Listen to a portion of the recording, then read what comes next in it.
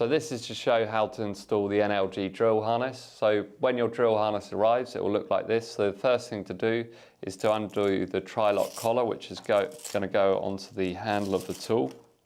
So you undo the tri-lock like so, and you can see you have now an opening that you slide on your battery into.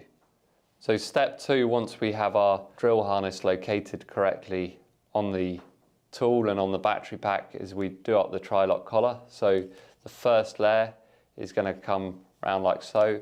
The second layer we pull as taut as possible and comes around like so, and then the third layer is going to come back and lock that system in place. So we now have the anchor point firmly secured onto the body of the tool, importantly, and obviously the battery is contained through the drill harness. You now connect your lanyard of choice to the drill harness, so you're making sure that it's adequate load rating for the drill or the tool that you're using, and that is the NLG drill harness.